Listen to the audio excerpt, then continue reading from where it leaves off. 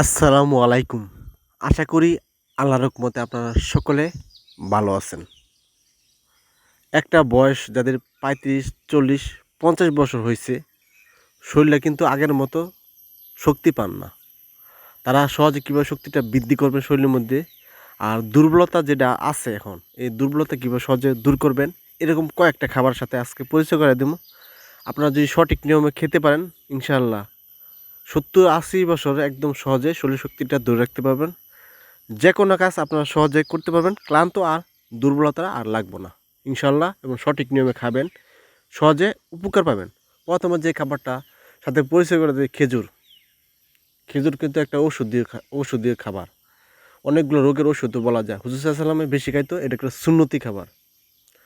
খাওয়ার বিশেষ বিশেষ কারণ হলো এটা একটা ওষুধ বলা হয়, অনেকগুলো রোগের ওষুধ। আর এটা খুবই শক্তিশালী একটা খাবার, আপনার শরীরের শক্তিটা দ্রুত শক্তিটা তৈরি করব। আর এটা সবচেয়ে ভালো উত্তম হলো ৪টা বা ৫টা খেজুর নিয়া আলি দিয়ে ফালাইয়া ১ গ্লাস দুধের সাথে ২০ মিনিট ভিজায়া দুধটা খাবেন এবং খেজুরটা খাবেন। দেখবেন শরীরের শক্তিটা দ্রুত বৃদ্ধি হবে শরীরে। আরও যদি ভালো মানে আপনার যদি ডায়াবেটিস না থাকে, তাহলে এই দুধের সাথে ২ চামচ মধু বা ১ চামচ মধু মিশায়া আর খেজুরের সাথে মিশায়া খাবেন। দেখবেন আরও খুবই দ্রুত শক্তিটা শরীরে বৃদ্ধি হবে। কিশমিশ, কিশমিশ কিন্তু অনেকগুলা শরীরের জন্য খুবই হেলদি। শরীরের চেহারা ব্রাইটনেস, উজ্জ্বলতা বাড়ে, হজম শক্তি বৃদ্ধি করে এবং খাবার রুচি বাড়ে। তারপরে চেহারা ভিতর থেকে উজ্জ্বলতা মানে ফর্সা হয়।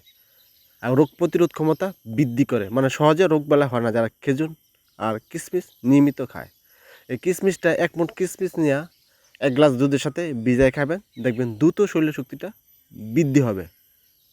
আর এটা হলো আখরোট কিন্তু খুবই একটা শক্তিশালী একটা খাবার।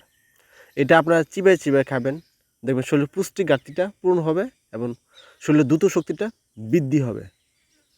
আর আছে কাজু বাদাম, কাঠবাদাম মানে পৃথিবীর মধ্যে যত পুষ্টিকর খাবার আছে, যে ১ নাম্বার যে খাবারটার নাম হইল কাঠবাদাম।